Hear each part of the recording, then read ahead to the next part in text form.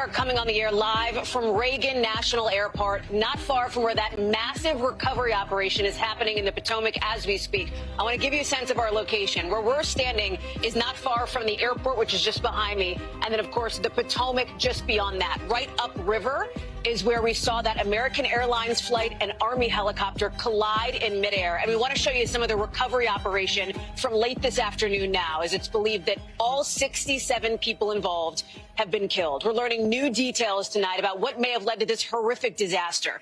And one clue may be images like the one you're about to see. We're going to show it to you once, and we have to warn you, it is very disturbing. This is it. The bright lights in the circle, the American plane, that small dot coming in from the left side of your screen, that's the chopper. And then, of course, you see that fireball before both of these aircraft fall into the water below. And this is a look at the flight path of both the plane and the chopper, which was on a night evaluation training flight. Late today, we learned some victims' families are still being notified and traveling to the site. We know that kids were on board that plane. Members of the U.S. figure skating community were on board. Some of the coaches, too. We're learning more about the victims, and in a few minutes, we're going to talk with Olympic gold medalist Brian Boitano, who was with some of these skaters this weekend. We're going to have all the angles covered throughout the show, from D.C. to Wichita and beyond. Former NTSB Vice Chair Bruce Landsberg and NBC News' Aaron McLaughlin are joining us now. So, Aaron, let's start with some of this new reporting that we're getting in late today. This very preliminary, we should note, FAA investigation that we're learning about from sources suggests that the typical staffing that you might see at the control tower here was shifted a bit. It sounds like not beyond the bounds of what was allowable. Exactly. Talk us through what that means. Exactly. This is according to a source with knowledge that has had access to a preliminary report. As you point out, preliminary is the key word there. According to this source, staffing at DCA was not normal the night of this crash. I'm going to reference my notes here because each detail is potentially critical to this investigation, Hallie.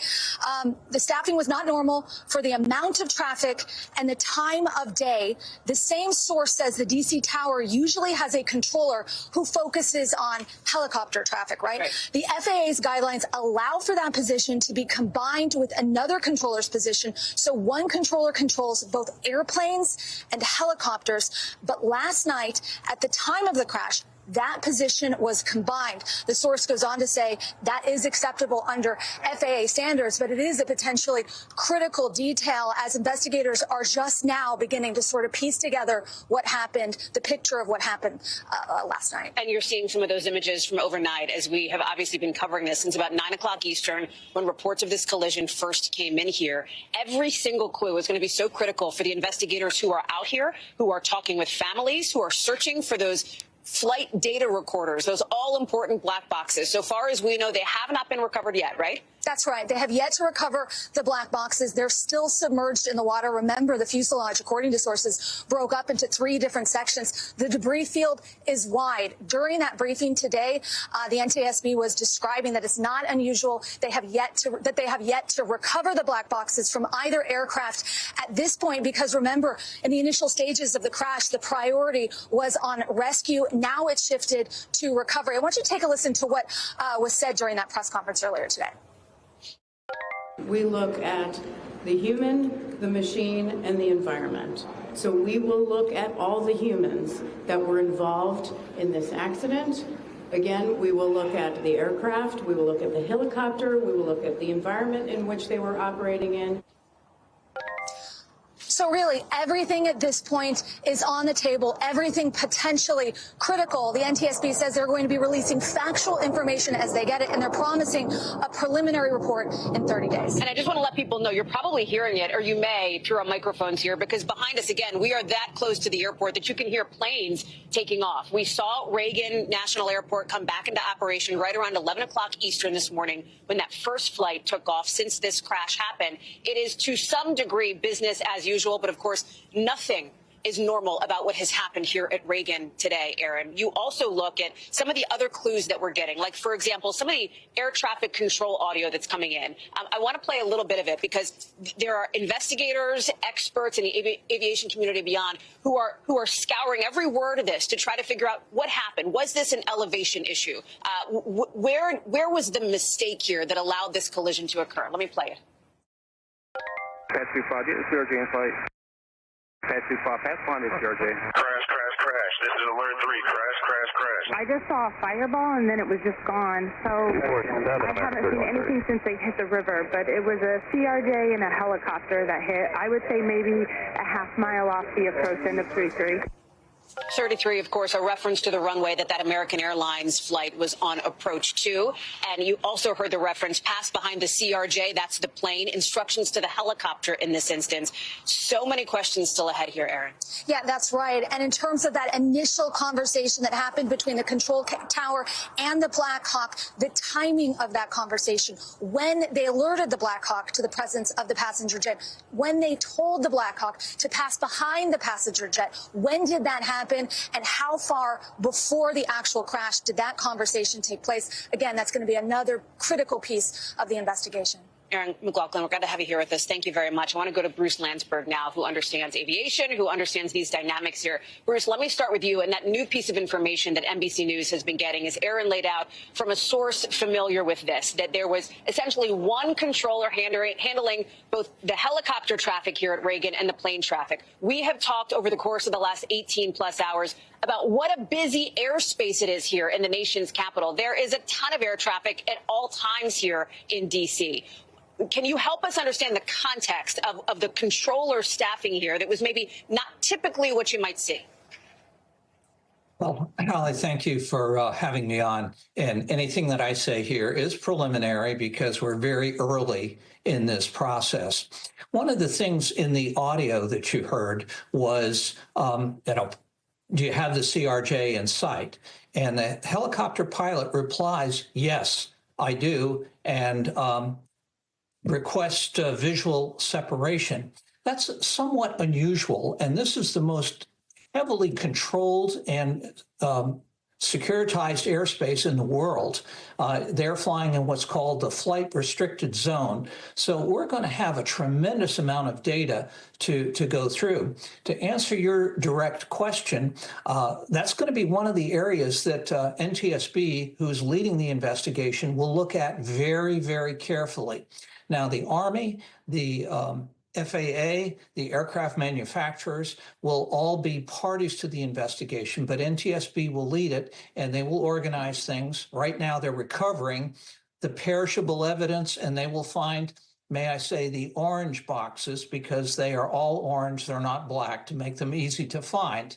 And then all of the wreckage will be moved to a nearby hangar and then very carefully gone over.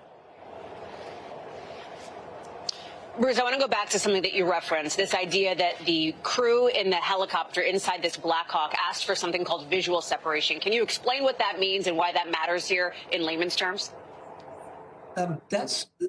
Requesting visual separation is somewhat unusual in visual flight rule conditions, which is what we had that evening.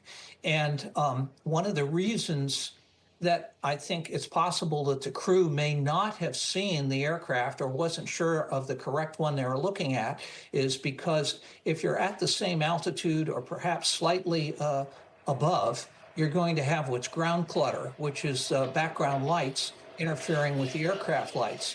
The other challenge that we have with a mid-air collision is that to both aircraft, the target object will not appear to move. And that makes it much, much harder to spot, even if it has strobe lights. So there's a lot of things that we're going to have to look at.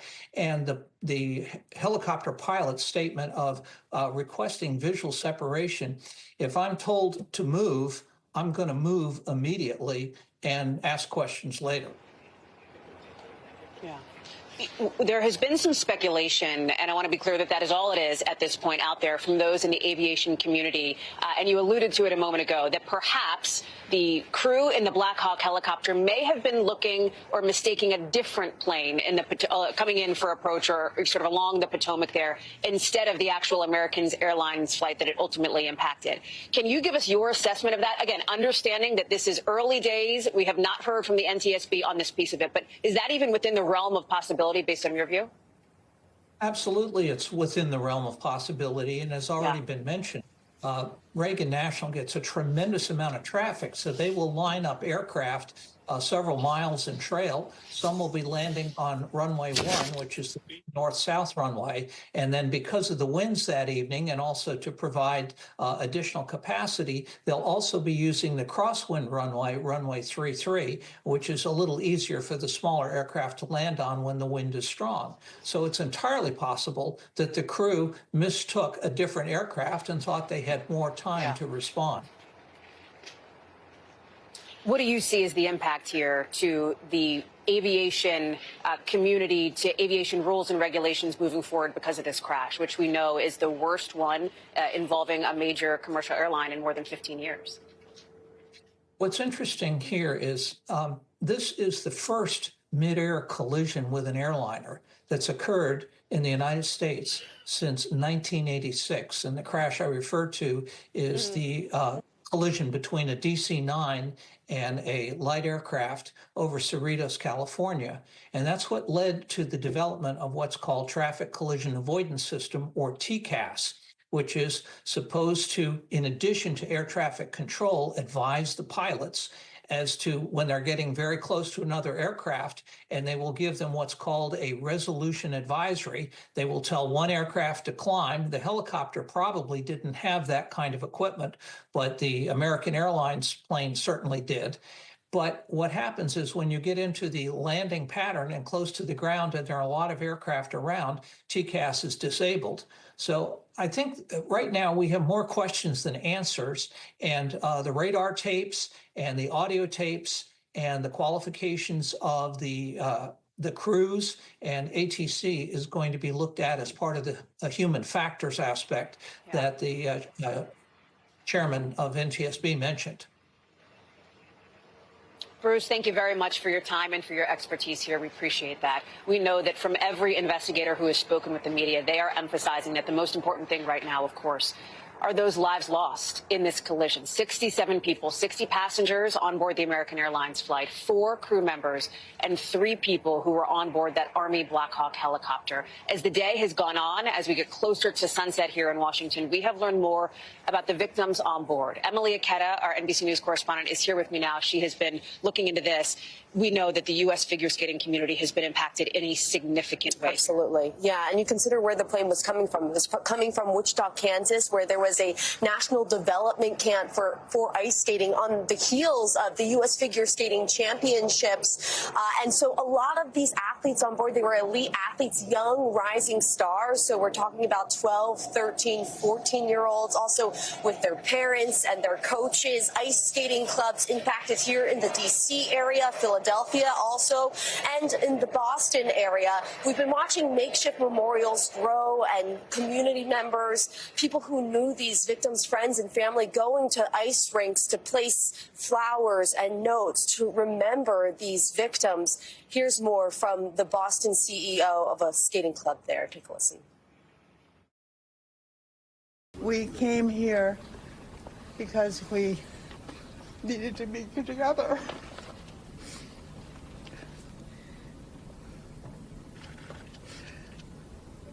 We're family, and it's a community, and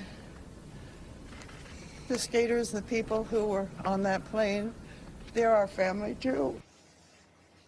Well, that was Dr. Tenley Albright, actually ice skating royalty. But from that club, the club revealing 6 people were on the plane, including 2 coaches, 2 skaters, a 13-year-old, 16-year-old, along with their moms. So it's just absolutely raw, especially for that Boston community, because I'll mention that just decades ago, there was a plane crash carrying the entire U.S. figure skating team on the way to Worlds. Everyone on board in that 1960 crash had died. It's the shadow of something like that that is so traumatic that is hanging over what has happened here, too, Emily. We're also learning more just late tonight about the crew members, too, in that American Airlines flight. Yeah, that's right. There were 2 pilots along with 2 flight attendants. One of the flight attendants has been identified as Ian Epstein, his family describing him as full of life. He loved his job for the travel, but more than that, they say he loved his family. He was a husband, a father, a stepfather, a brother. Also on board, First Officer Sam Lilly, who was supposed to get married just later this year, according to his father in a Facebook post. And we're learning from a union that represented plumbers, technicians, saying that 5 members of their union also were on board the flight, slowly trickling in as this massive recovery effort not far from where we are now continues tonight, Hallie. The focus tonight on those victims and the investigation. Emily, thank you. Later on, we're going to talk with Brian Boitano, of course, the U.S. Olympic gold medalist in figure skating, who was with some of these victims just on Sunday. That's coming up in just a bit. I want to show you now this live look here as the sun has begun to set here in Washington. That, of course, is the Potomac behind me. That is where you have seen this massive rescue operation, what was a rescue operation and is now a recovery operation involving hundreds of first responders here in Washington. And just to give you some perspective, I'm sure you've seen it and maybe heard it, the D.C. Metro that is flying by behind us here as we're on a parking garage just outside Reagan. The airport is behind us, and then after that is the river. We have seen boats out there. We know that there is a full response as they are looking for the remaining victims here so that families can begin to perhaps start to get some closure. It's all happening as just a couple of miles from where we're standing, right across the river from here in Arlington in Washington. You've got the White House and you've got President Trump promising a full-on government response after that deadly crash. But he is also placing at least some of the blame for this on Democrats, on his Democratic predecessors, on diversity efforts, so-called DEI, without any evidence. Watch. He's run it right into the ground with his diversity. They actually came out with a directive to white. And we want the people that are competent. What evidence have you seen to support these claims? It just could have been. We have a high standard. I'm trying to figure out how you can come to the conclusion right now that diversity had something to do with this crash. Because I have common sense, okay? Common sense, President Trump says. Our senior White House correspondent, Gabe Gutierrez, is pulling double duty. You have been also out here on the scene near the rescue operation, recovery operation for most of the day here. You heard what the president had to say. Just moments ago, reporters were in the Oval Office again, pressing the president on exactly this. We're going to show that to you in a second. And he seemed to talk about this idea of competence. Can you help people understand what he's referencing? And look, Hallie, being out here earlier today, watching this recovery operation, underway back here. It was surreal to listen to the president's comments today. His role as consoler-in-chief earlier, he did offer a moment of silence for the victims, offer condolences, but then he pivoted certainly to politics, and he brought up, as you said right there, the idea of diversity, equity, and inclusion potentially playing a role in this. Now, just a short time ago, he was in the Oval Office signing an executive action to install his an acting FAA administrator, and he was asked what evidence he had to make that link. Listen to what he had to say. If you aren't confident that DEI had any role, why bring it up? Well, all I'm talking about is competence. And we want in that particular position, we have to have the most competent people in our country because we're talking about lives.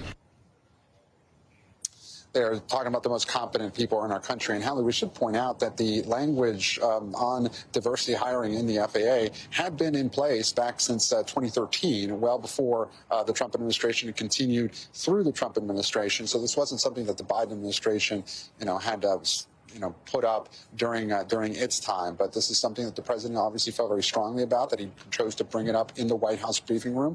And it has had a lot of strong reaction. Of course, former Transportation Secretary Pete Buttigieg calling it despicable in his words, Hallie. That, of course, is after President Trump referenced Buttigieg with an expletive during that news conference. We have heard from NTSB officials. We've heard from some of the lead investigators here who have emphasized the point. There are still so many questions. Of course. They don't even have the flight data recorders yet. They don't even have those black boxes. And that is something that we hear from NTSB investigators all the time. And that's right. What I did find interesting, though, during that another news conference from NTSB investigators, our own Tom Costello asked the head of the NTSB whether the president's comments were helpful at all. Listen to that. It's not that we don't have information. We do have information. We have data. We have substantial amounts of information. We need to verify information. We need to take our time to make sure it is accurate. That's best for you. That's important for the families. It's important for legislators who are seeking answers to try to figure out what they're going to do about this. So certainly the head of the NTSB right there didn't comment specifically on what President Trump said, whether him speculating on the cause of this was helpful at all. She said that the press at times also speculated on this. Of course, it is highly unusual, as you know, and perhaps unprecedented for the President of the United States to make those comments so early on in this investigation. But certainly the NTSB, very methodical, is probably going to be at least 12 months before we even have a preliminary report on this. The focus on air traffic controllers in this country, they had been in the spotlight even well before. Of course. Mm-hmm.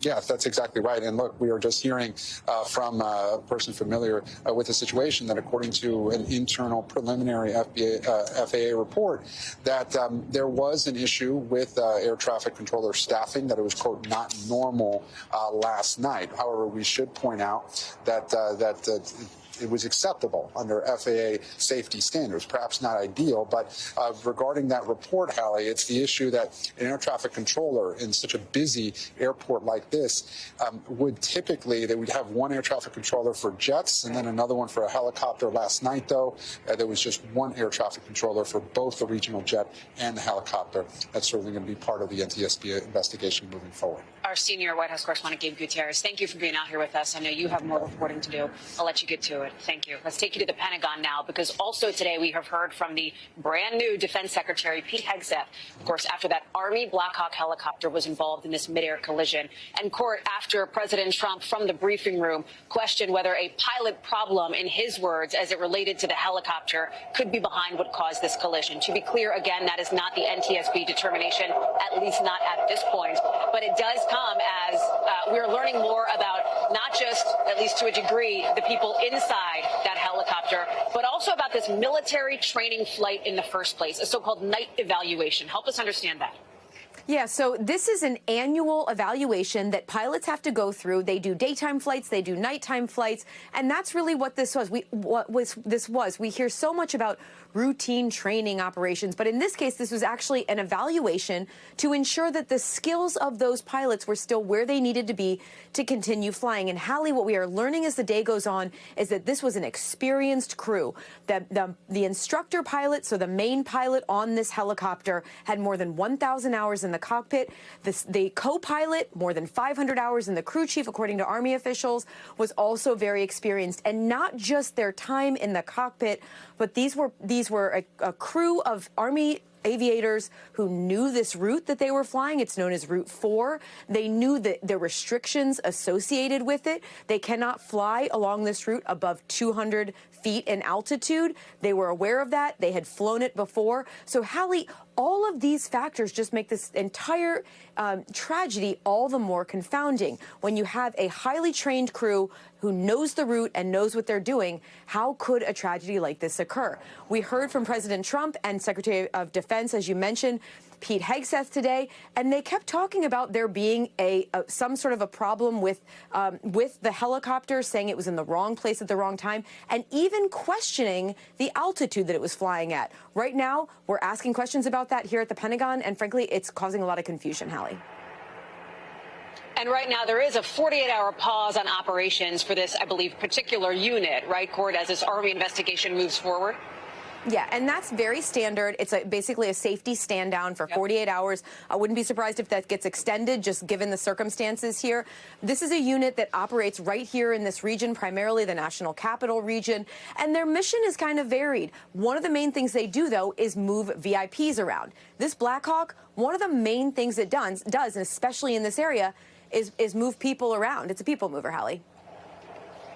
Yeah. Can you help us understand, Courtney, because one of the questions that has come up throughout the course of the day here, and you know this because you live in the area, I know this because I live in the area, this is a very busy place behind us here, Reagan Airport. There are flights in and out. There's a lot of aircraft in the air. Bowling is just behind us, of course, that military base. You've got others here in the area, Fort Belvoir as well, just to our south. Why is it? What is the military mission that is operative here to hold training flights so close to where there is so much civilian air traffic, Court? And I got to tell you, that is one of the main questions right now is, yes, you can do your nighttime flight training and your evaluations, but why would they be flying so close to a major national airport in the D.C. area? As you said, there's Fort Belvoir just southwest of here, but there's also Anacostia right across the river. Fort Myer, literally right up the street from National Airport. You also have Joint Base Andrews, a major air base only a few miles from here. So why do this training? The reality is they have to be ready to fly, and they train in all of the circumstances that they may have to be ultimately flying in, and that's one of the reasons they do this. But again, one of the main things that they test and that they train for is knowing the routes and the corridors that they're allowed to fly in. So that's a huge part of this training, making sure that they know where they can and cannot go. This is an extremely congested airspace, and because of just where we are, literally miles from these major sites like the Capitol and the White House, it's a very restricted airspace. But military aircraft still have to fly and operate here. Part of the training is knowing how to do that, Hallie. Courtney Kuby, live for us there at the Pentagon. Court, thank you very much. We will be talking with a former Blackhawk pilot coming up in just a couple of minutes. And we'll also have more from Wichita, of course, where that American Airlines flight departed from last night. We're going to take you live to Kansas from our position here at Reagan National in just a moment. We'll be right back. We are back live from Arlington, Virginia, just outside Reagan National Airport. It is behind us, the Potomac River behind that, where you have seen hundreds of first responders in what is now a massive recovery operation over the course of the day. This is a live look now as the sun is beginning to set. You see the metro in the foreground, the river in the background, just upriver. So in other words, to the left side of your screen, that is where we have seen the boats. That is where we have seen the wreckage after that American Airlines flight collided with that Blackhawk helicopter less than 24 hours ago. It has been an all-hands-on-deck effort, as we know that all 67 people on board, both the plane and the chopper, are believed to be dead. Remember, that American flight was coming to D.C., technically to Arlington, but obviously to the D.C. metro area from Wichita, Kansas. And in Kansas, you had people there coming together for a prayer service as they are grieving the lives lost. Shaq Brewster is there. He is joining us now from Wichita. Shaq, good evening. Good evening, Hallie. And I'll tell you, here in Wichita, there is a lot of heartbreak. There is a lot of grief, even as folks in the community still try to understand the scale of that grief. We just heard from the mayor in the press conference with city leaders earlier, just a couple of minutes ago, and the mayor says that she is only aware of one family from this area who's been impacted, but she said she has not seen a manifest of the passengers on that flight, and that this is a process that's being run, essentially, a notification process that's being run by American Airlines. And what that means is that many people here, friends, families, neighbors, don't know the true impact of the loss that this community has felt. I spent earlier this afternoon, I went to a prayer event that the city had, and I talked to several people there, and the one feeling that you got from a lot of folks there is this feeling of almost bracing for impact, people wondering what they were going to learn, who else they were going to find out was going to be on that plane. And there was that heartbreak as people watched the stories and learned about others from across the country who were lost in this plane crash. I spoke to the mayor just after that prayer circle, that prayer event. Listen to what she told me in a little bit of our conversation here. Can you describe the pain that the community is feeling right now? You know, our hearts are truly very heavy right now. As a community of about 400,000 people, we know that we'll be affected in multiple ways. We might know some of those individuals. I personally do know one of them. And people continue to describe this as a city, but a tight-knit city. They know each other. They are people. People talk about text messages, texting groups, a lot of questions being in those groups. This is a community that's hurting, and they're waiting for more answers, Hallie. Shaq, some 800-plus flights on a typical day originate from here at Reagan Airport. The vast majority of them are considered regional, all but 40 within 1,250 miles of D.C. because of the perimeter regulations that are in place, because of the proximity, of course, to the nation's capital and the size of this airport, too. This nonstop Wichita to D.C. flight is fairly new. It was only added about a year ago, right? No, that's exactly right. And that was the point that the mayor made to me. She started her term on the first day, the first flight out from Wichita to DCA, the first nonstop flight there. And she talked about the pride that the community had in having that nonstop flight. We heard last night at the press conference there in D.C., Senator Moore, Kansas, one of Kansas's senators, he talked about how he routinely takes that flight. He says that folks who are on that flight, they take it regularly and they know one another. And he was also talking about the possibility of learning about more families and more individuals who are lost on that flight. So this is a flight that was very popular here. It was highly celebrated when it came to Wichita a year ago, and that speaks to the continued loss and the feeling of not having the answers yet, not knowing who was on that flight and who exactly was lost in this tragedy. Shaq Brewster, live for us there in Kansas. Shaq, thank you for being there. I want to bring in now former Army Blackhawk pilot and Battalion Commander Darren Gobb. Commander Gobb, thank you so much for being with us tonight. Yeah, thank you for having me on. I want to talk about some of the unique perspective you have as somebody who has flown, obviously, inside a helicopter like the one that was involved in the midair collision that happened here less than 24 hours ago. We know it was coming down what's called the Route 4 corridor, as Courtney Kuby, our Pentagon correspondent, explained. What is that training mission supposed to look like? Well, that training mission can actually look like a number of things. With the Blackhawk helicopter, you take off with the crew, and there are many things you can do to train. Everything from flying instruments to just VFR or visual rules navigation to, in DC specifically, continuity of government operations, which covers a fairly broad scope of things. This crew was on what is known as a certification exercise, and I would call that an APART. The APART stands for Annual Proficiency and Readiness Test, and that's when an instructor pilot is with a junior pilot and evaluates them and signs off on them being able to operate and complete the unit-specific mission tasks. So when they say they're training, to me, that is a rather large bucket of things they could be doing. And in this case, it was that exact thing, recertifying a pilot to be able to continue that unit's mission. One of the things that we know from Defense Secretary Hegseth is that the crew had night vision goggles on board. If they'd been wearing them, it is possible that that could have potentially impacted their peripheral vision, right? Well, night vision goggles have pluses and minuses.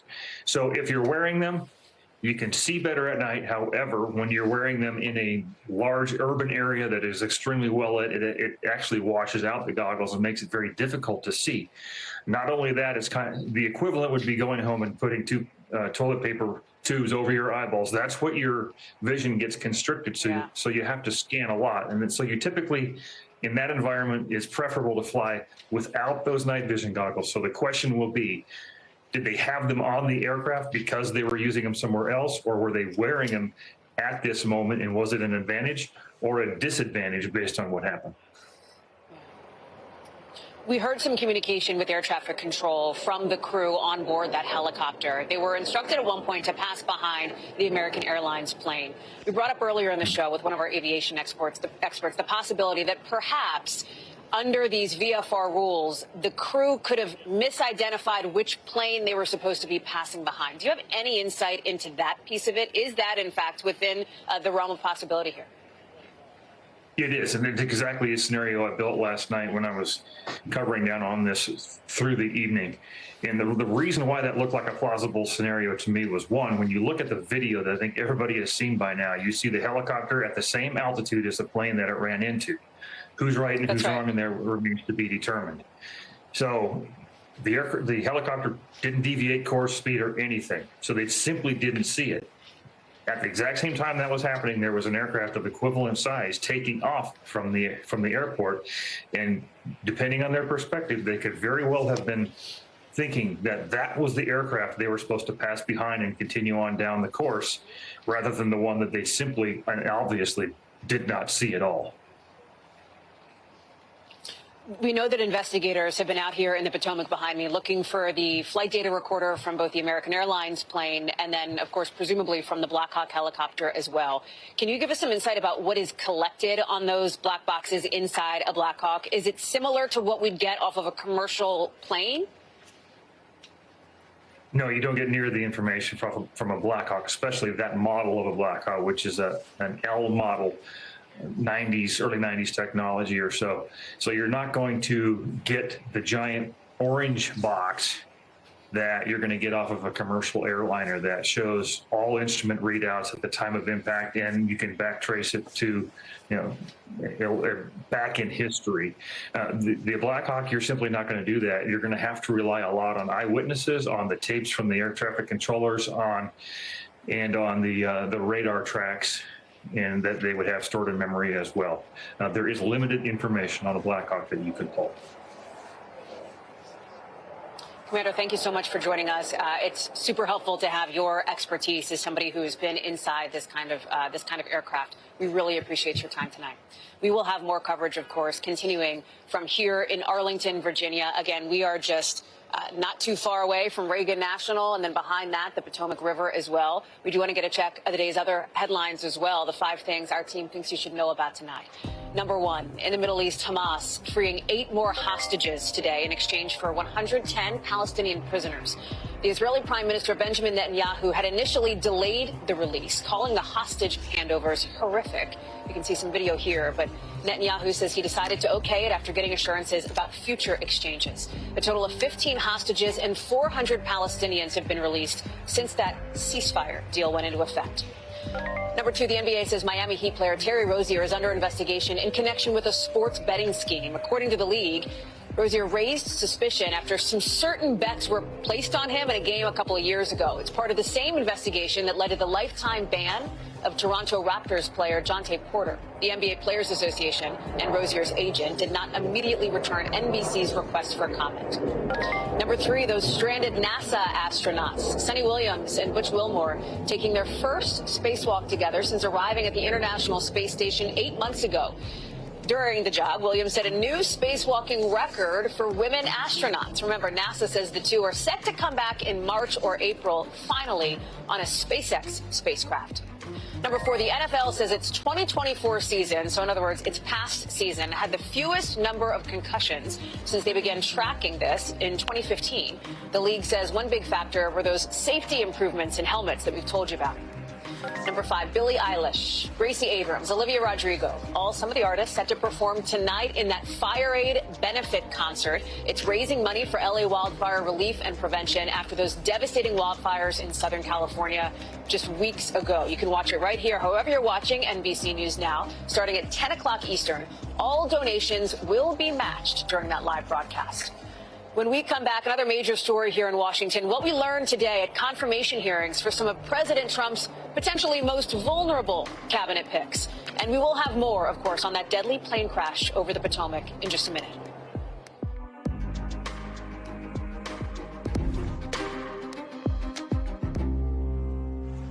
We are back live here in Arlington, Virginia, outside Reagan National Airport after that horrific plane crash at about 9 o'clock Eastern last night. And just a couple of miles from this location, you have the nation's capital. This is a live look. You can see the Potomac River right in front of it. And it was inside that building today that you had lawmakers, that you had cabinet nominees and others pause to remember the lives lost in this aviation disaster. That was setting the day, essentially, for those confirmation hearings for some of President Trump's most controversial cabinet nominees. Senators putting some heat on Tulsi Gabbard, the president's pick to serve as director of national intelligence, about whether she sees intel leaker Edward Snowden as a traitor. She never actually used that word, though. Also on the Hill today, Kash Patel, selected to run the FBI, and Robert F. Kennedy Jr., the health secretary nominee, on his second day of getting some tough questions. Vaughn Hilliard is joining us now from the Hill. Let's start with Tulsi Gabbard, Vaughn, because I think she is widely seen as the cabinet nominee who is potentially most vulnerable to seeing her nomination essentially get stopped in its tracks here. I got to be clear, we have no indication that any Republican senators so far have come out and have suggested they would be a firm no on Gabbard. Talk us through some of the moments in her confirmation hearing that you see as critical for some of these senators moving forward. Right. There's been deep skepticism, including by Republican members. She was Democrat, actually, member of Congress for years, and she even ran for president in 2020 as a Democrat. And yet some of the questions she faced during this hearing were specifically on her 2017 in Syria with dictator Bashar al-Assad, and then as well as in some statements she had made in the past that some lawmakers had suggested amounted to Russian propaganda. But I want to let you listen to one particular exchange, because it was the focus point of her entire hearing today, and that was Edward Snowden, who back in 2013 released a trove of classified intelligence when he was working at the National Security Agency that covered the scope of the U.S. collection of Americans' metadata. And I want to let you listen to questioning, because at one point in time she had praised Edward Snowden and his release of that U.S. intelligence, and now take a listen. Is Edward Snowden a traitor to the United States of America? That is not a hard question to answer when the stakes are this high. Senator, as someone who has your served answer, in yes uniform, or no, is Edward Snowden a traitor to the United States of America? as someone who has worn our uniform in combat, I understand how critical our national security is. Apparently you don't. This is a key point because, of course, she would be the director of national intelligence, and the concern would be other individuals working in the intelligence community who, under her, could potentially also seek to release classified information. The other person who was up on the Hill for the confirmation hearing, in addition to Robert F. Kennedy, was Kash Patel, the president's pick to lead the FBI. And it was widely anticipated that he would face some questions on, for example, this, what critics call an enemies list, this idea of political retribution after Patel published a number of names that he described as working for the so-called deep state in the United States government here. That came up. Pardons for some of those who were convicted of attacking the Capitol on January 6th came up. Same question here, right? Because in the instance of Tulsi Gabbard, it will only take one senator to vote no in committee that will essentially halt her nomination in its tracks. Same question for Kash Patel here. What are the chances, based on the reporting that our team has done, that Republican senators will get behind him? We were talking to several lawmakers as they left the Judiciary Committee hearing, and there was not a single Republican at this point in time that suggested that they will vote no on Kash Patel. Democratic lawmakers peppered him with his own past statements from not only his book, but also from podcasts he has done, particularly over the last 2 years. And I want to let you listen to his response, because multiple times he sidestepped the direct quotes and instead suggested that he would follow the Constitution and he would not politicize the FBI. Take a listen. I have no interest, no desire, and will not, if confirmed, go backwards. There will be no politicization at the FBI. There will be no retributive actions taken by any FBI should I be confirmed as the FBI director. Democratic senators were frustrated throughout that course of that hearing as they played clips of his back when he would suggest as soon as 23 and 2024 that government officials and media, they should be targeted as part of investigations for what he said was an effort to undermine the presidency of Donald Trump. Of course, as you suggested here, Hallie, this is going to be potentially a close vote if it passes out of committee and once it goes to the full Senate. Vaughn Hilliard, thank you very much, live for us at the Capitol. I can't actually see the Capitol from our vantage point here, but we know it is just over essentially the horizon of this parking garage as that recovery operation now enters its almost 24th hour. You're looking at these live pictures here. 9 o'clock Eastern is when that collision happened last night, a very different scene last night. The banks of the Potomac were lined with emergency responders. You saw a line of sirens, of lights flashing just about as far as your eye could see. You had rescue helicopters overhead searching for anything they could find in the wreckage of the icy Potomac here. Today, of course, tonight, that rescue operation now a recovery. All 67 people involved believed to be dead. Federal investigators are obviously trying to piece together how did this happen. You heard the transportation secretary today say this is not supposed to happen. This is not okay. This is not acceptable. And they are continuing to look for answers now moving forward. I want to bring in now Phil LeBeau from our partners over at CNBC, who's joining us now. And Phil, let me put up a graphic that our team put together of some of the close calls, right? Near misses, as they're called, including 2 of them right here at Reagan within just 6 weeks of each other. Obviously, what has happened last night is the worst case scenario. But how concerned is the industry more broadly, especially now that one of these close calls, one of these near misses has become a reality? Very concerned, because there are things that could be done to prevent this, or maybe not the incident last night, but prevent so many of these close calls. A lot of them happen on the tarmac, whether it's a plane taxiing in or out or whatever the situation may be. But sometimes it also happens with an aircraft that is taking off or is landing. And the frustration for pilots, for airlines, for those in air traffic control, as well as at airports, is that the amount of travel and the demand just continues to grow, and it's going to continue, Hallie. And so you need to see changes being made within the system, whether it's hiring more air traffic controllers or adding new technology. One of the frustrations in the industry is that everybody knows that the air traffic control system can be and should be upgraded, but it continues to get kicked down the road when it comes to funding on Capitol Hill. Talk about some of those staffing shortages over at the FAA, because much has been discussed about that, not just over the last 24 hours, but for long before that. Yeah, look, the problem is this. It's long been an issue that there's not enough staffing. You add in the number of air traffic controllers who left their jobs during the pandemic, like in other industries as well, and it's going to take time to increase the number of air traffic controllers who are not only trained, but then can move into positions. And let's be clear here. Just because you've gone through the training program with air traffic control does not mean that you're immediately ready for the busiest and most congested airports. It takes time to fill those ranks. And that's the issue. You have so many planes going into an airport like Reagan National that you'd love to see more air traffic controllers immediately, but you can't train them and fill those positions as quickly as you would like. Captain Sully Sullenberger, people remember him, of course, from that Miracle on the Hudson. He was out, of course, on our network earlier this morning and then spoke with the New York Times saying that we've had to learn important lessons literally with blood too often. He said, and we'd finally gotten beyond that to where we could learn from incidents and not accidents. That's what Captain Sully told the Times Wednesday night.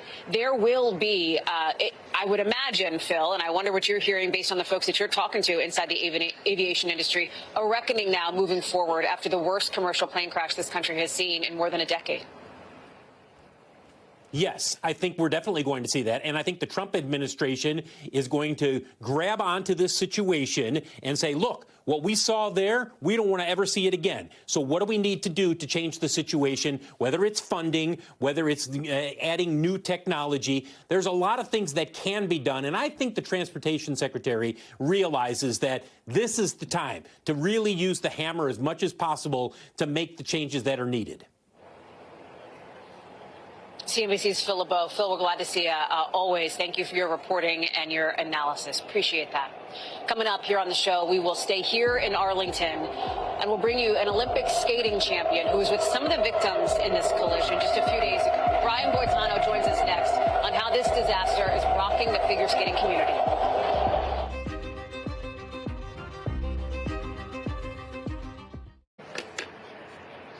The figure skating community tonight in shock and in pain after the deaths of some members of that community, including from the prestigious Skating Club of Boston. 2 teenagers, 2 coaches, 2 parents, all headed home from the National Development Camp in Wichita, Kansas. Olympic medalist Nancy Kerrigan used to go to that skating club in Boston, speaking today now emotionally. Watch. The kids here really work hard. Their parents work hard to be here. But I feel for the athletes, the skaters, their families, but anyone that was on that plane. I want to bring in now another Olympic figure skating champion, Brian Boitano, who is joining us tonight. Brian, we're grateful to you for being with us on what I know has to be an impossibly difficult night for you and for so many of the people in your community here. First of all, how are you? How are they doing? I'm doing okay, and I've obviously been bombarded with text messages and emails of our community. You know, Hallie, it's a really tight-knit community, so we are all there and connected with each other. So when something happens to one of us, it happens to all of us. So I'm really concerned, with everybody's well-being. And in fact, I'm going to reach out to Nancy Kerrigan right after I get finished with you. Yeah, you could see the emotion on her face, in her voice. Such a difficult night. And you talked about it, the idea that in so many ways, skating is a lifestyle. You eat, you sleep, you breathe it. These people become members of your family. And I understand, Brian, you knew one of the victims and his son who was not on the flight. Is there anything you'd like to share with us about them? Yeah, I was friends with, Shishkova and Naumov, and their son Maxime competed at the national championships this last weekend in Wichita. And in fact, they were amazing champions, amazing people, coaching the new generation of champions. Fortunately, their son was not on the plane with them, but I've been thinking about Maxime for, all day long. I actually presented him with his award at the national championships in Wichita on Sunday, saw his father. So really, it's devastating. It's devastating, this type of loss of people who were such, not only just the figure skating community, but, all the people who are affected and, everybody mourning their loss. Yeah. You mentioned having just been there in Wichita on Sunday, in this place that is reeling now in grief after this collision here. These kids, they were kids, many of them, they were kids at this national development camp, which is really significant in a skater's career, right? I mean, this is something that these children look forward to, that they work towards, that is a critical part of their future. It's a critical part of their future. It's really a benchmark, Hallie, in making it to the next level. Once you qualify for this type of a camp, it really means that you're one of the top skaters in America. So to witness this, and like I said, we're tight-knit, so these are friends of theirs. Spencer and Jenna were friends of theirs. So at that age, to see the loss of a friend, it's reminiscent of when we lost the whole world team in the 1961 airplane crash, where we lost the entire world team. And that affected the skating club of Boston directly. And they had to grow, we had to grow figure skating from the ground up. And so it is really reminiscent of us losing our entire world of figure skating. I think people should know there's a big travel component to this sport, as there are in other sports. Once kids get to a certain extraordinarily high level here, there is a big impact on families when it comes to that. We know that from the victims that we've heard about now from the Boston Skating Club, both the kids and their parents as well, traveling with them, supporting them as they work towards some of these goals in their career. Have you heard any discussion about anxiety? We've talked here on this show that generally flying is extraordinarily safe, but can you give us a sense of the discussion inside the community right now? Well, I don't know if it's still in effect, but when I was on the world team and Olympic team, they would not, because of the 1961 airplane crash, they would not allow all team members to fly on the same plane anymore. So they would split the different team members up with their, whoever was going with them, their chaperones. And so I'm not sure that that's still in play, but I can assume it probably is. There is stress involved with traveling somewhere because we do travel a lot, and we are. It's important that we get there in a very small amount of time, so we don't give up any practice time. So it's also it's really a consideration for people when they're traveling. Brian, what is the thing that the skating community needs most tonight? I think, it's really a time to think only about the people who we've lost and mourning their loss. That's what it's about. We don't even know the names of everybody that was on that were on that flight. So, for me and for my friends, this is all we're thinking about, the people who have lost loved ones, and waiting for the moment that we will know everyone's name, that we can mourn them as well. Olympic figure skating champion Brian Boitano. Brian, we are so grateful to you for your time tonight and for that perspective inside this tight-knit family, as you call it. Thank you so much for being with us, and thanks to all of you for watching. That's a wrap for this hour. I'll see you on Sunday on Nightly News and right back here on Monday as we continue our coverage of that Washington area plane crash right here on NBC News Now.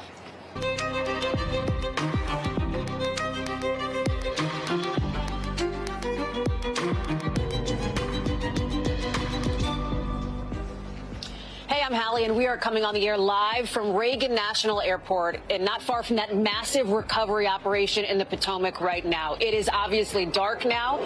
The sun has set, but I want to give you some perspective here. That's a live picture of what's happening just upriver from the Potomac from where we are now. Hundreds of responders who have been here for nearly 24 hours at this point. What was first a rescue, now a recovery, as it's believed that all 67 people involved in this horrific collision are dead. I want to give you some perspective here, back live on camera. We'll take a look at this here as you can see some of the recovery from earlier today as investigators are searching for clues about what may have led to this here. We are standing just in front, or a parking garage right in front of Reagan Airport. You can see the lights here behind me. That's the airport. Behind that, in the foreground, you're about to see the D.C. Metro train, and behind that is the Potomac River. That is where we have seen this operation in those icy waters over the course of these last more than 18 hours at this point.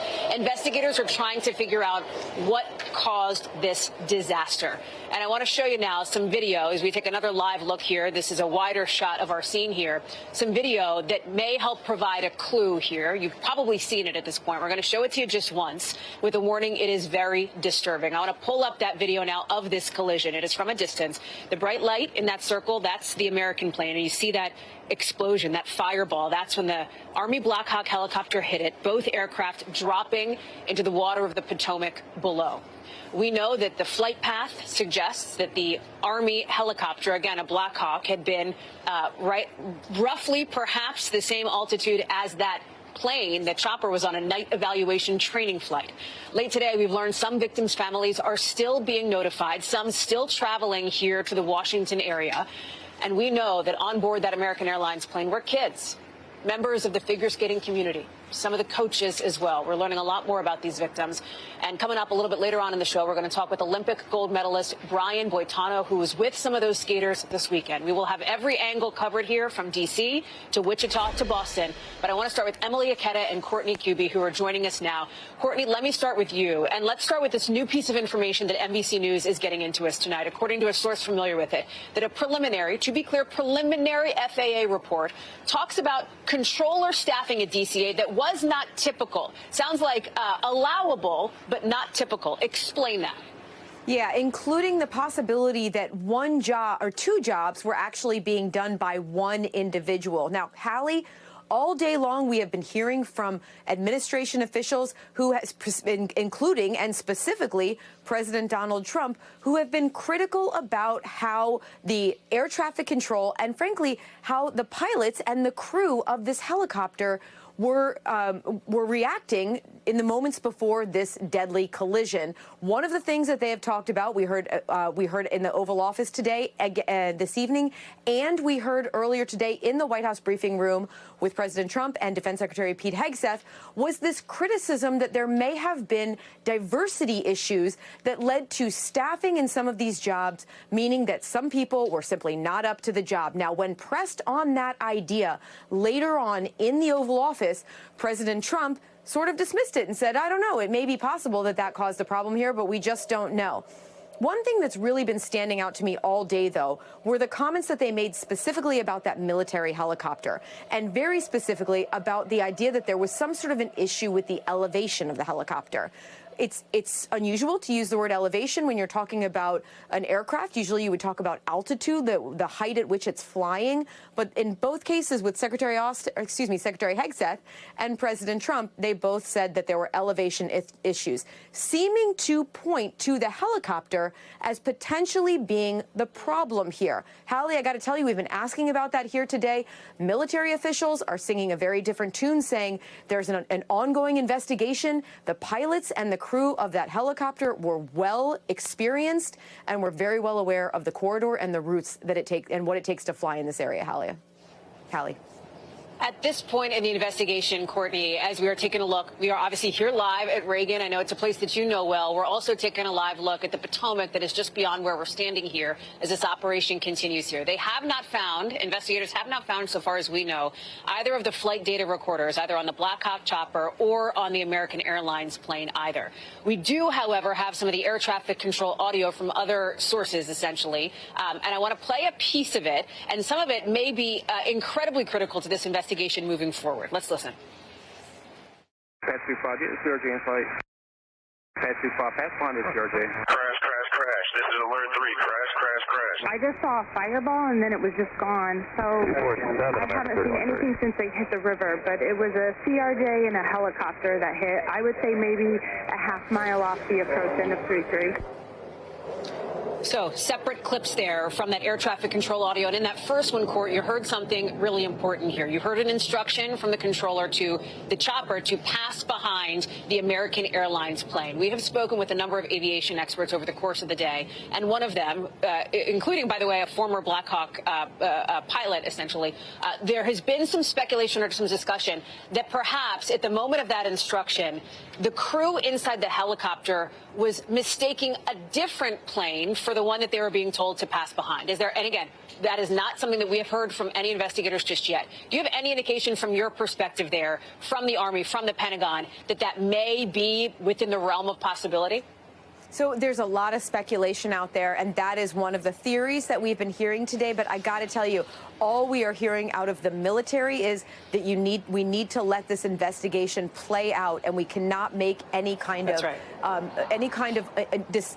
of informed speculation or uninformed speculation about what may have occurred here. I mean, frankly, Hallie, when you look at the video that we've been now watching since last night, where you see one aircraft taking off and another one landing, and the one that was landing was the one, of course, that was involved in the collision, it would stand to reason that perhaps there was some confusion about with so many aircraft in the air. But again, the investigation will bear that out. One of the things that the black box on the helicopter will be very critical to talk about is to have the military side of those communications with air traffic control. But also it will give a sense, and including other sensors that they'll be able to gather information from, it'll give a sense of exactly how high that helicopter was flying at the time. The max altitude that it's supposed to be flying while in Corridor 4, Route 4, that area along the Potomac River here that it was flying in, it's not supposed to be above 200 feet in altitude. The commercial aircraft, on the other hand, are supposed to be higher than that. That's really the biggest question of all here, is why was it that they were both at the same altitude at the same time, when the standard way of operating in this congested airspace is that they should have been separated by several hundred feet. We don't know which altitude they were at when they collided. That's going to be one of the biggest pieces of information that comes out of this investigation. But again, there is no speculation about it here. People are talking about the need to listen to the investigation, Hallie. That's right, Court. And before I let you go, I want to be clear here, because there's a lot of things where we have questions. There's a lot of stuff that we do not know, and we want to be super transparent with people about that. But there is one thing that is coming into focus that does seem clear, and that is that the crew on board this Blackhawk was fairly experienced. We have heard that now from the Defense Secretary, Pete Hegseth, over at the Pentagon, who laid out the ranks of some of the three individuals who are believed to be on board that chopper. Yeah, that's right. And we also heard from an Army official later a little bit more about them individually. So there was an instructor pilot who was the main pilot on the helicopter. That person had more than 1,000 hours in the cockpit, okay? Not only that, but the person had additional training that allowed them to then teach, be an instructor, to other pilots. The co-pilot also was an advanced pilot with more than 500 hours. And in addition to that, there was a crew chief, very standard for a Blackhawk helicopter to have a 3-person crew. The crew chief also had extensive experience. And more than that, Hallie, they knew this area. They knew the rules. They knew the corridors that they're supposed to fly in. They know how they have to operate in this congested airspace. And that's what's really critical here. And candidly, that's one of the reasons that this entire tragic accident is so confounding to military officials right now, is this was an experienced crew. How could this have happened? Courtney Cuby, live for us at the Pentagon, starting us off tonight here on the show. Court, thank you very much. Let me bring in Emily Aketa now, who is joining me here, not far from the scene, Emily, where that operation is happening as we speak. We talked about the people on board, the crew members on board that Blackhawk helicopter. We have also learned so much today, not everything, but so much about some of the 64 people, 60 passengers, 4 crew members who were on board the American Airlines flight. Yeah, well, so many communities, especially the ice skating community, reeling from this devastating incident, especially considering that there were a number of young people who were on board the flight coming from Wichita, Kansas, coming from that developmental training camp on the heels of the national figure skating championships there. And as we are seeing in the D.C. area, in the Philly area, in the Boston area, these makeshift memorials popping up at ice rinks because of the number of people that had tragically been involved, dropping off flowers and balloons and notes as well. The Boston community, a skating club in Boston, particularly hard hit, revealing they lost 6 people from their club, including 2 skaters, a 13-year-old and 16-year-old who were on the plane alongside their moms, and then also 2 coaches, Vadim Nomov and Genya Shishkova, who are world-renowned skaters. They came from Russia in 1998, joined the Skating Club of Boston in 2017, and they leave behind their young son, who actually competed at the national competition earlier in the weekend. He made it back to Boston safely, and they're known, the parents are known to be so supportive of him, the mom known to not even be able to watch. She would be too nervous to watch him compete. And the skaters there today speaking out just a short time ago about how it feels like family there. They're so tight-knit. They're going to that club 5, 6, 7 days a week. Here's more of what they had to say. We lost family members today.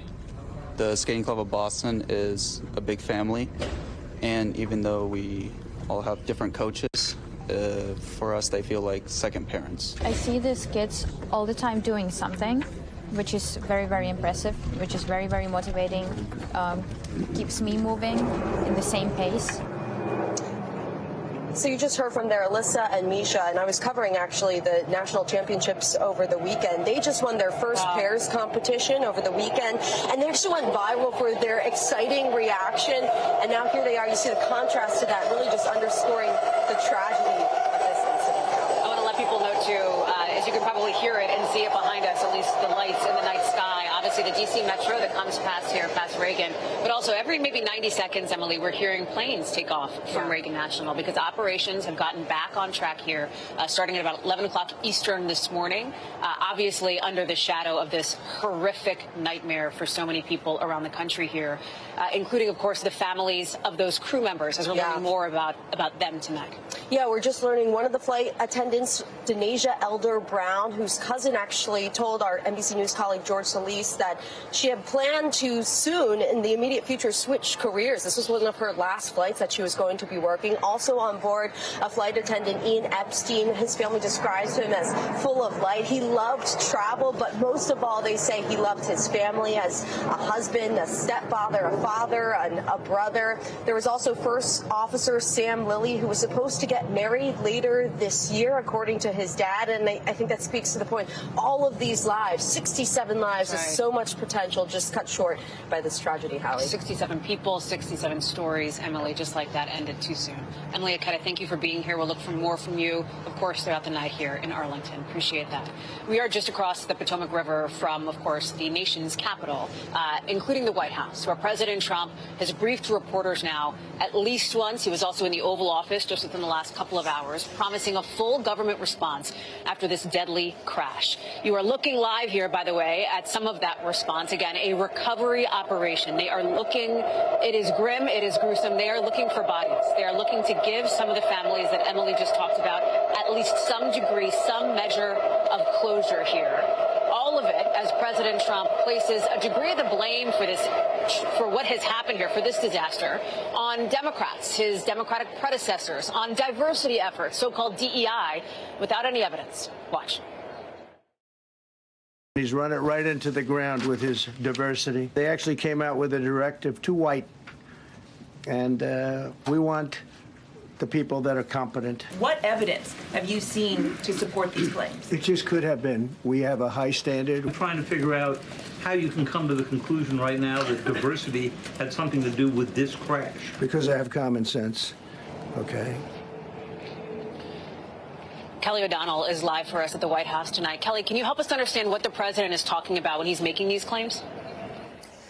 Well, it has been a day of trying to process the president's response to this, because on the one hand, he called for a moment of silence in the briefing room. He acknowledged the loss of lives, and then he took a turn where he is really outlining a number of policy positions and very sharp criticism of his predecessors, Presidents Obama and Biden, and on policies. And he is assigning some degree of culpability in all of this. And when pressed by a number of reporters about where he's getting this information, he gives it the kind of response that you heard there. It could have been, it might have been, it's common sense.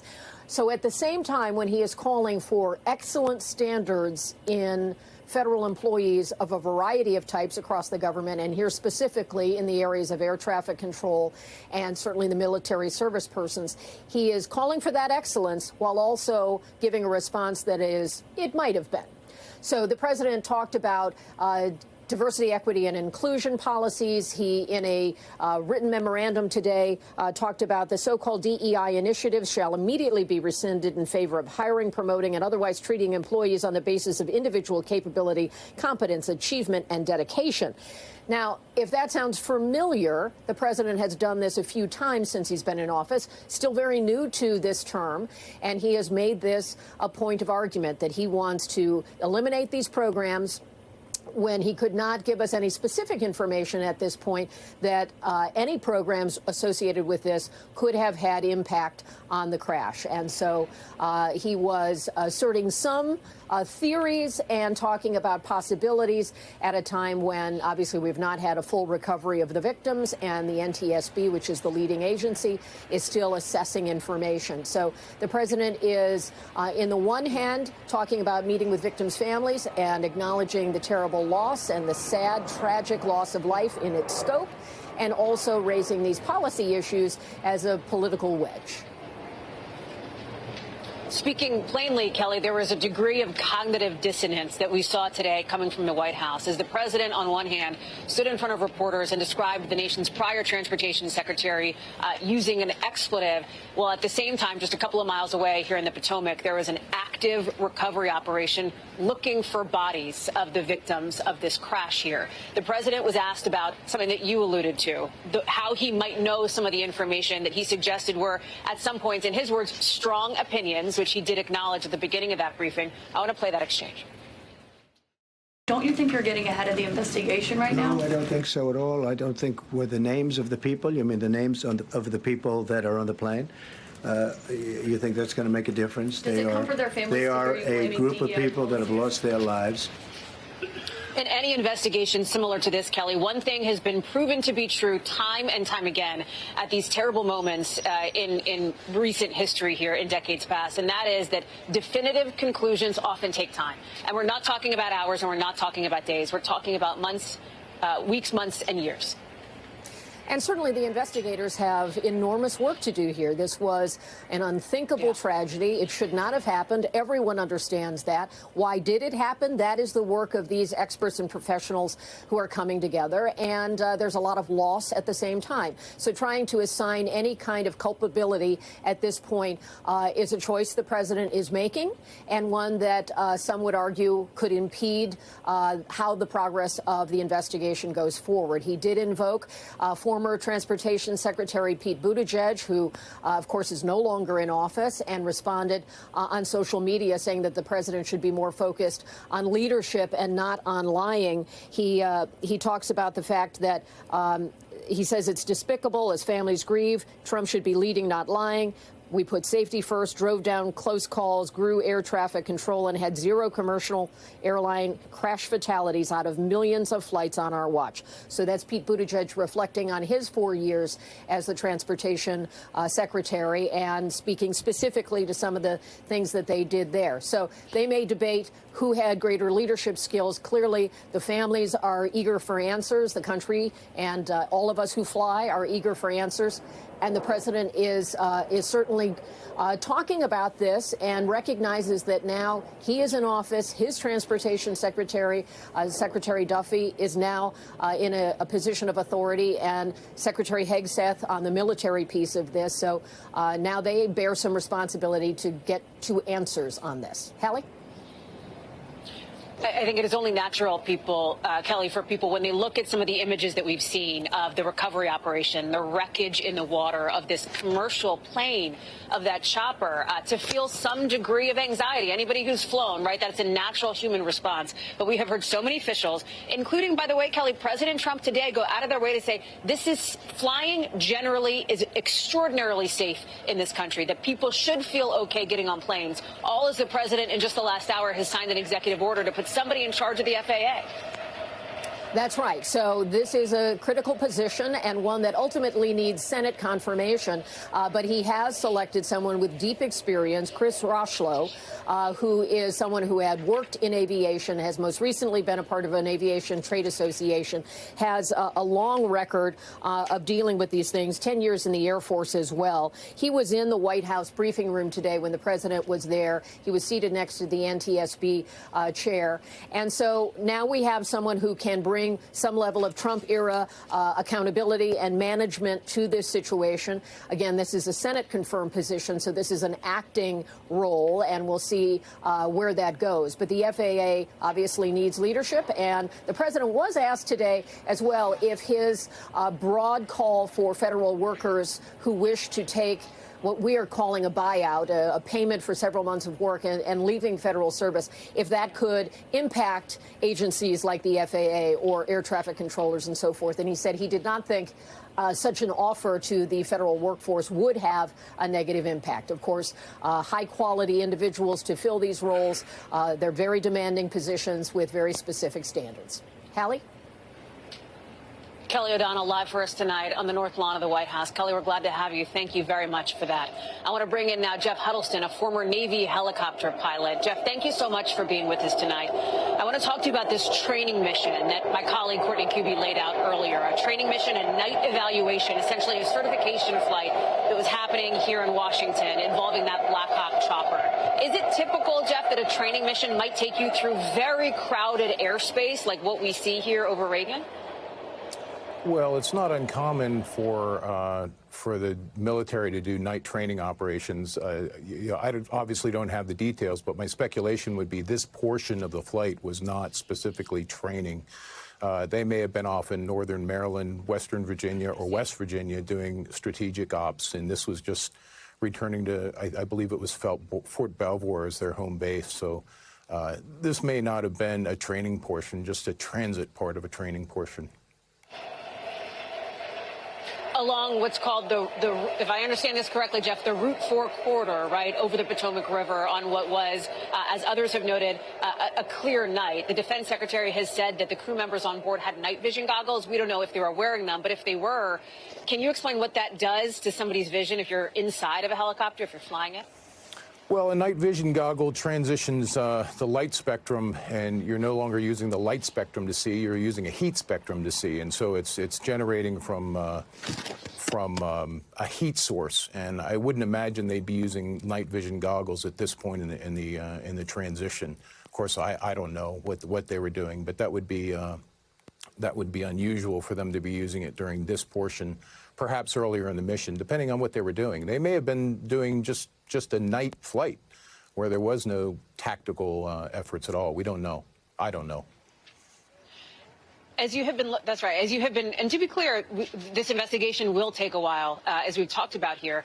As you've looked at some of what is out there that is publicly available, some of the air traffic control audio, some of the videos that we've seen, like the one that we showed earlier in the show of this collision itself, has there been something, Jeff, that has stood out to you, that has sort of caught your brain in a way that maybe somebody who's not been a military aircraft pilot would understand? Well, I think I've flown both Navy helicopters and I'm a major airline pilot, and so I can see it from both perspectives. And I think what people perhaps don't appreciate is when the jet is transitioning for a landing, it has to pass through that. Obviously, to get down to land, it has to pass through a 200-foot airspace. And that 200-foot airspace probably ends up perhaps 1,000 feet off the end of the runway. Well, you extend runway 33 1,000 feet, and you're on the eastern shore of the Potomac, which is right where that VFR corridor is. So it presents a problem in that it's obviously conflicting. And tonight or last night we had an incident.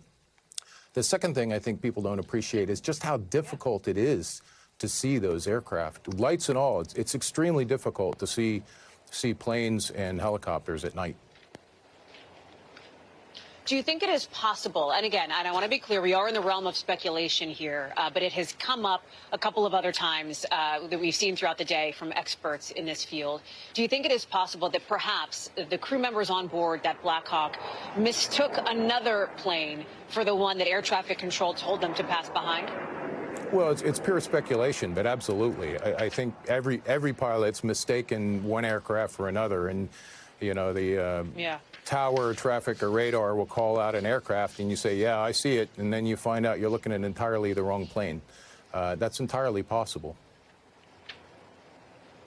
When you're in the cockpit of a commercial plane like that American Airlines flight, it's my understanding, and I don't fly, Jeff, so I defer to you on this, but it sounds like it's that final approach that takes a tremendous amount of focus and concentration from the crew members in the cockpit. Fair?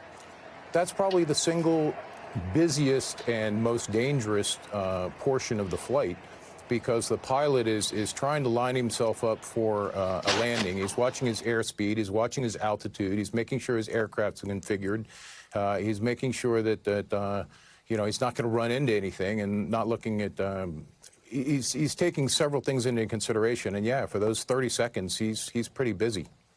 That's an extremely busy part of the flight. Jeff Huddleston, thank you very much. We're so grateful to you. Oh, I'm sorry, Jeff. Go ahead. I didn't mean to interrupt you. Well, I was going to say, keep in mind that if the aircraft is making a left bank for runway 33, which he likely would have, he's actually turning the underside of the plane to where the helo would have been. It would have been very difficult for him to see that helicopter if he's making a left turn in to land on 33. It's a smart point, Jeff, and we're glad that you're sharing it with us tonight. Thank you again very much. Thanks for being having here. me. Coming up, we've got a lot more live here from Arlington, Virginia. We're going to take you a little bit further north to Massachusetts, to that prestigious figure skating club that is mourning the loss of several of its members. That's coming up live next in just a minute.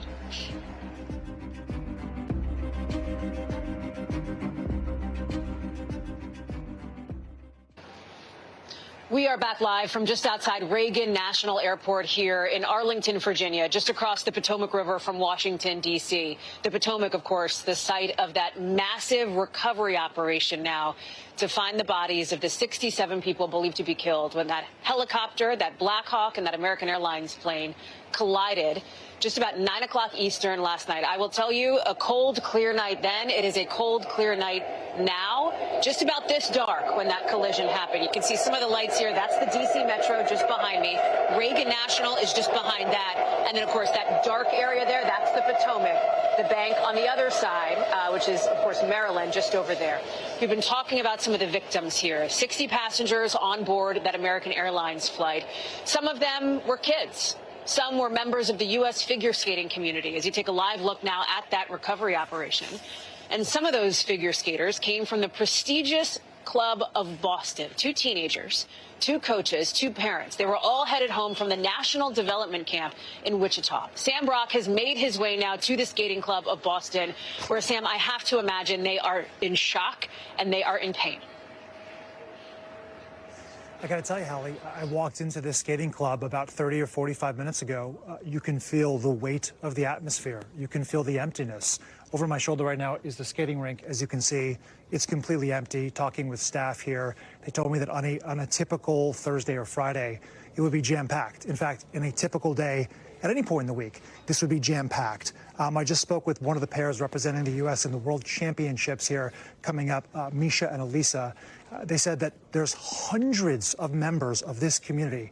2 of those members are the 13 and 16-year-old skaters that we're talking about here, Gina Hahn and Spencer Lane. 13 and 16, respectively, lives taken. Their mothers also killed. 2 coaches as well, specifically from this community, Vadim and Jenya. also dead. They are 52 and 55 years old and world champions. 6 people. Imagine the difficulty of mourning one loss. They're mourning 6 losses of life just in this one community.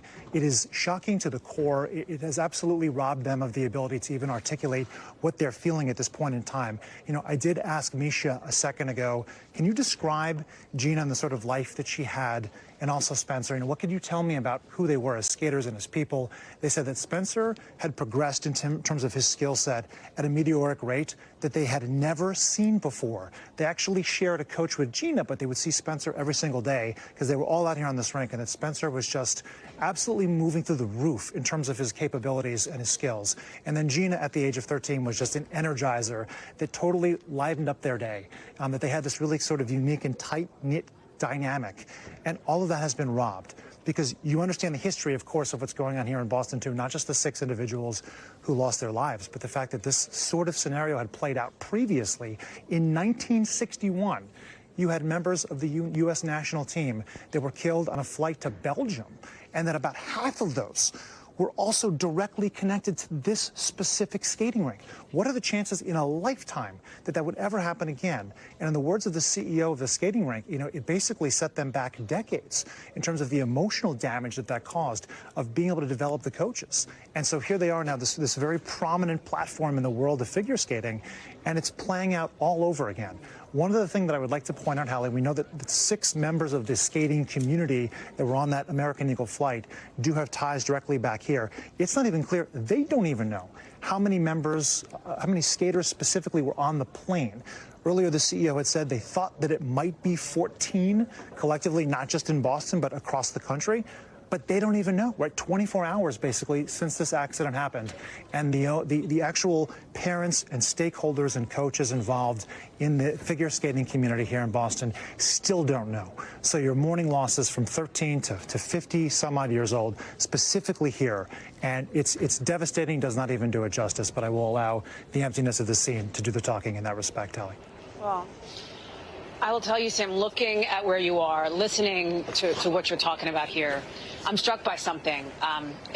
You know, as reporters, we so often have to talk to people on the worst day of their lives, on the worst week of their lives. And it is incredibly understandable that many times people just don't want to engage, of course. I'm struck that this skating club has welcomed you in to the rink because they want to share the stories of the people that they so loved. They want those stories to be elevated. They want people to know who these kids were, who these parents were, who these coaches were, it seems. I'm stunned. I couldn't believe that they were so gracious to take us in here because I had asked Misha and Elisa, his partner, how many interviews they had already done today. They said they'd done 3. They were doing this and maybe 1 more afterwards. Can you imagine having to go through the agony and the anguish of this and to describe these 2 lost souls, 2 teenagers, and what it meant to them again and again, right? And we're actually going to be speaking with the CEO here in about the next 30 or 40 minutes, and he's been doing interviews all day. It's incredible to me. They want to honor the lives lost, but also to express the pain and the depth of that loss. And I think that's what you're seeing today, but that they're stronger people than generally what we know in our networks and communities, because it takes a whole lot of strength to be able to do something like that in the direct aftermath of tragedy on this scale. Sam Brock, live for us there in Norwood, Massachusetts. Sam, thank you so much for joining us and for bringing us those stories. As Sam talked about, there are still so many victims whose faces we don't know, whose names we don't know, whose stories we don't yet know, as this massive recovery is happening here inside the Potomac River between Arlington and Washington. We're going to bring you back here live when we come back, including with more on what has happened with this investigation and in the community beyond. That's next. We are back live from Arlington, Virginia, in front of Reagan National Airport, and behind that, of course, and you can't see it here as night has fallen, but it is that dark stretch there. That's the Potomac River. Beyond that is the U.S. Capitol building. We can't see it from our vantage point, but you can see it if we were to pull out of this live shot here as you're taking a look at that rescue, at that recovery operation. It is happening in the shadow of the Capitol, where today you had several moments of silence intended to honor the victims of what has now become the worst worst commercial plane crash in this country in 15 years. That happened at the start of some of these confirmation hearings, as lawmakers have now questioned more of President Trump's cabinet picks, including some of his most controversial. You saw it when it came to, for example, Tulsi Gabbard, the president's selection to lead the nation's intelligence agencies, including questions about whether she sees intelligence leaker Edward Snowden as a traitor. She never actually used that word, however. Also on the Hill today, Kash Patel, whom the president picked to run the FBI, and another hearing, day 2, for Robert F. Kennedy Jr., of course, the health secretary nominee. I want to go to Vaughn Hilliard now, who is joining us live from the Hill. And Vaughn, a difficult day for so many here in Washington, and yet business continued to be conducted in the halls of the building where you are here. Let's start with Tulsi Gabbard, because she probably, if you look at the landscape here, faces the toughest path to a Senate confirmation. However, we have not heard yet from any Republican senator who has suggested they would defect from the rest of the party and vote no on her. In committee, and I don't want to get too weedy, in committee, it would only take one vote, right, to have her essentially not be voted out to the full Senate. Do we have any indication that anything Gabbard said today would lead her on that path, or does it seem like she is on track to become the Director of National Intelligence?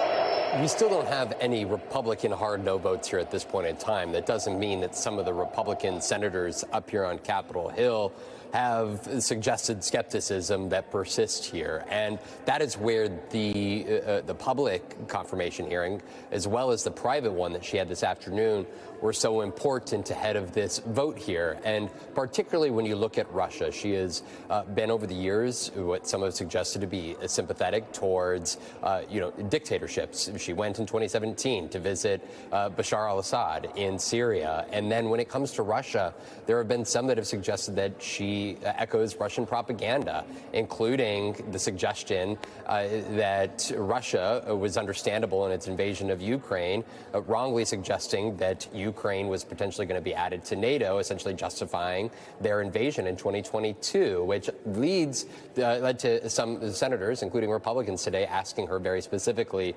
about any potential Russian sympathies. Take a listen.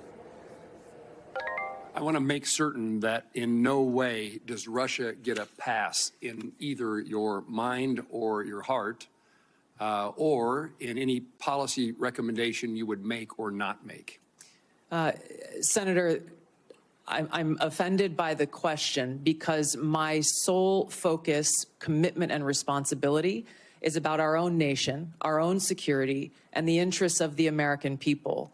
In carrying out the responsibilities of the Director of National Intelligence, if confirmed, no country, group, or individual will get a pass.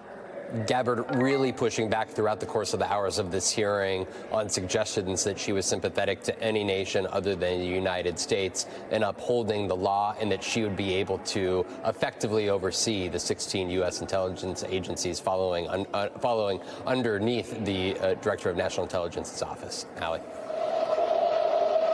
Vaughn Hilliard live for us there on Capitol Hill. Vaughn, thank you very much. As Vaughn was speaking, I want to share with you some significant developments that are just coming into us related to that collision here, that midair disaster. We have now learned from a source with knowledge of the investigation that 2 black boxes from the regional jet, that American Airlines flight, have been recovered. We've been talking about that operation that's happening in the Potomac River behind us here.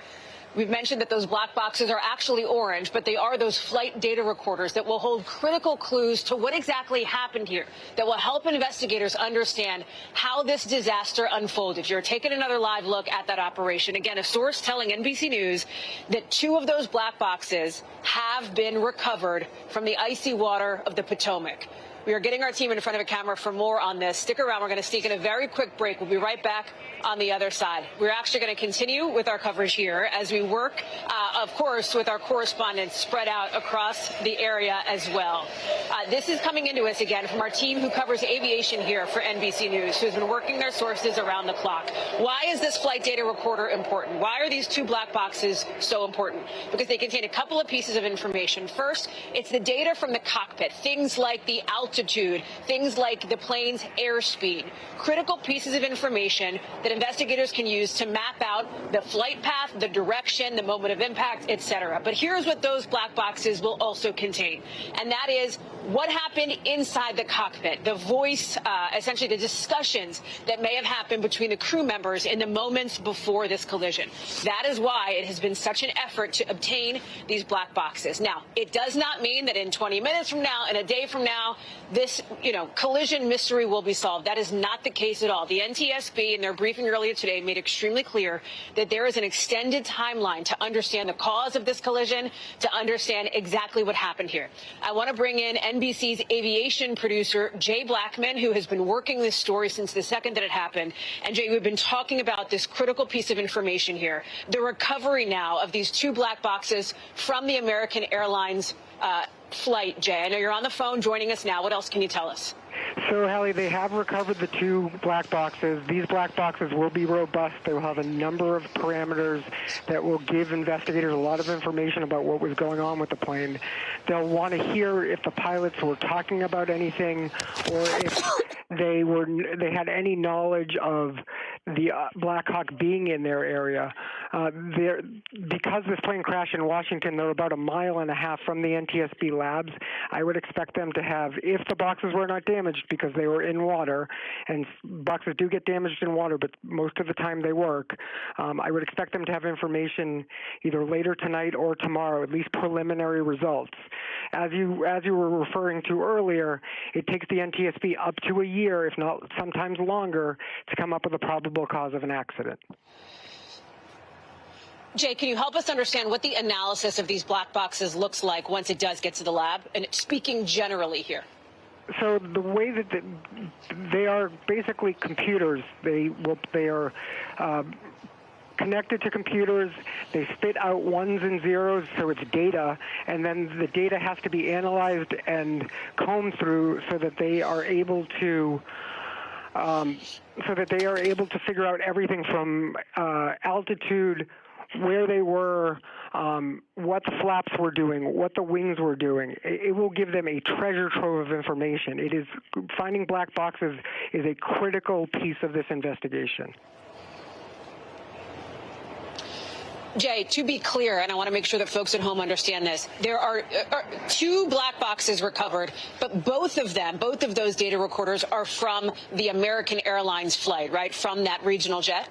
That is correct, Hallie. They have not recovered the one from the Blackhawk helicopter. Got it. Is it typical, and forgive me if you cover this, Jay, it's a little tough to hear when the metro goes past you. Is it typical for a regional jet to have two of those black boxes? It's typical for any commercial aircraft to have two black boxes, a cockpit voice recorder and a flight data recorder. And as you have noted, Jay, they're not actually black. They are orange, right, for visibility purposes in the event of a disaster like this? Yes, they are orange. They come in orange cases. They have a tracker connected to them called a pinger, which elicits a sound once it's in water, so it helps investigators find them. And Jay Blackman, our senior producer who covers... Oh, go ahead, Jay. They're also always in the tail, or located in the tail, that gives them a better chance of surviving an accident. Critical information, Jay. We're so glad to have you and your expertise here. Again, our senior producer who covers aviation, along with correspondent Tom Costello, Jay Blackman, thank you for calling in. I want to go down to our Pentagon correspondent, Courtney Kuby. And Courtney, this is something that we have been talking about since the minutes after we learned about this midair collision. As investigators were looking for clues, these black boxes, these data recorders, so essential to that search. You heard Jay talk about the regional jet and the flight data recorders there. We understand there has still not been a recovery of the black box from the Blackhawk helicopter, as the military is also running its own parallel investigation, right? Yeah, so the military has part of the investigation. Ultimately, NTSB is in charge of this entire thing. But the U.S. Army, and specifically Criminal Investigation Division, CID, they are going to be feeding information into this overall investigation. And the reason that the black box, specifically for the helicopter, is going to be so critical here, Hallie, is because the biggest question is, how were these two aircraft flying at the same elevation at the same time? The rules of this area, and specifically Route 4, which is the the route or the corridor where the Blackhawk helicopter was flying, it maintained that it cannot fly above 200 feet. That's the maximum altitude it's allowed to fly. Now, the commercial aviation, the aircraft that are coming into to Reagan National Airport, they're supposed to stay above that, generally above 400, maybe 500 feet. But no matter what, above the area where the helicopters would be flying. But as we have seen and learned with such tragic consequences, they were right at the exact same altitude when they collided last night. The biggest question is here, what will the black box say about what altitude the helicopter was flying at and what specifically was air traffic control telling the helicopter to do in those final moments? Were they air traffic controllers aware that they were on a path for collision or not? And the operation to recover, of course, the bodies of the victims, Courtney, as well as any information like these flight data recorders, is happening under difficult conditions. It is not the Arctic freeze that the Washington, D.C. area dealt with just a couple of weeks ago, but it is cold. It remains windy, and the water in the Potomac is obviously extraordinarily cold as well. There is just a huge effort that is undertaken here in a process like this when something like this happens.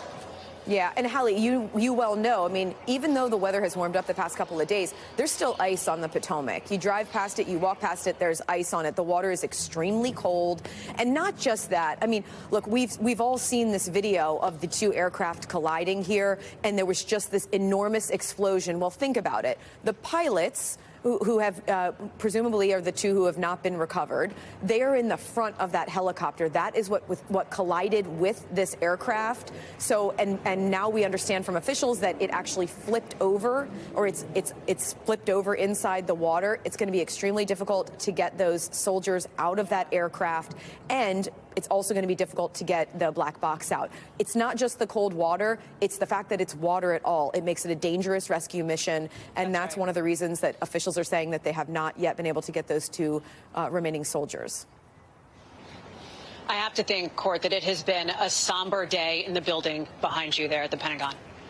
It really has. I mean, people, you know, it's not just that this was a training accident that with fatal consequences. The reality is the military, even training, it has its inherent dangers. And people here in the Pentagon, people across the military, they're used to that. They understand that's really a part of doing business, that they put themselves in danger even when they're training. But for something to happen that is literally within eyesight of where we are standing right now, to happen and with just such deadly consequences, including for this commercial aircraft. It's been, you know, people around here are, you can tell that there's definitely a feeling of mourning here today, Hallie. And then also of questions. You know, there are a lot of different things in place that are supposed to stop accidents like this happening. One of them is just in such a congested airspace, these very strict rules that are drilled into these military pilots and crews. They know these rules, they know where they can fly and how they're supposed to do it. So there are a lot of people just wondering, how in the world could this even have happened? Courtney Cubie live for us there at the Pentagon. Courtney, thank you so much. I want to bring in now retired American Airlines Captain Les Aven. And Captain Aven, you heard Courtney talking about the many questions that are still out there. It is possible that at least some of those answers may be contained in the black boxes that NBC News has learned have just been recovered. Yeah, absolutely. It was brought up that, you know, what is the difference between the flight aware type trajectories that are being shown, some of the stuff that you guys have aptly put on air on various programs. But the flight data recorder is going to show every aspect of that airplane, just all the parameters that are involved, and will really be able to unravel this terrible tragedy, this terrible mystery that the NTSB is solving. Captain, can you talk to us a little bit? You're familiar, of course, with American Airlines. I know you know these kinds of commercial planes. To be clear, the flight data recorder, the action that it takes, it is running entirely separately from what happens in the cockpit. In other words, the pilot and co-pilot don't have to flip a switch to get that black box going, right? Correct. Once there's electrical power on the airplane, it's running. When the airplane's on its own ship's power, it's absolutely running, along with the cockpit voice recorder. So it definitely is running. We'll have some reactions. in the from the cockpit voice recorder, that might be able to tell us something. It'll give us a heck of a lot of information. Listen, I was this is personal for me from the standpoint of way back in my early years. I was there the following day from Air Florida that crashed in the Hudson River. Now, this is a totally different circumstance. But that being said, the fact that I was able to see parts in the water, you just don't forget that. And what these folks are doing to recover all of this from airplane black boxes to the airplane sections themselves is absolutely incredible work. It is, and we've been taking live images here of that operation that is happening on the Potomac. On what we have talked about, you're seeing that live picture here, that boat, as well as others that we've seen throughout the course of the day and the evening. We've talked about the weather. It's cold. It is windy when you're on dry land, when you're standing well away, of course, from the banks of that river, Captain. The analysis piece, we know that now, based on what this source familiar with the investigation is telling NBC News, that these two flight data recorders, these two black boxes, will be sent to the lab for analysis. Can you talk about a timeline on something like that, or your understanding of what happens from here? The timeline for the analysis of this is right away. And the fortunate thing is it's happened right here in the nation's capital where the NTSB is located. So it's going to be very short, or if it hasn't been transported already to the lab. And they have incredible equipment. It's just world-renowned stuff that they have available as a resource to analyze all of this data. So it definitely will happen a lot quicker than in most of these tragedies. Yeah. You've talked about the tremendous amount of information, of data that these black boxes collect. In your assessment, what may be among the most crucial clues here? Will it be any of the conversation that was happening in the cockpit that is recorded by these black boxes? Is it going to be some of the information on the altitude, on the flight path, or is it going to be just all of the above? It's going to be all of the above, but I think what the NTSB will probably focus on is altitude. And there's another aspect to this that may not have been discussed, which is my understanding is that this particular regional jet was cleared to land originally, or started the approach on runway 1, which is a more north direction. It was later asked and requested by the controllers if they could switch to runway 33, which is a shorter runway. It's a very capable runway for that this particular regional jet. But in order to make that runway, they had to loop out over the Potomac River slightly in order to make that turn and not make it uncomfortable for passengers. So is it possible that the Blackhawk helicopter was not quite at the right altitude, and then because of the loop that was made a little bit further to the east made that conflict of this terrible midair? It's possible, but once again, pure speculation, and the data that you've been speaking about, Hallie, is absolutely a way that that can be recovered in addition to flight tracking data as well.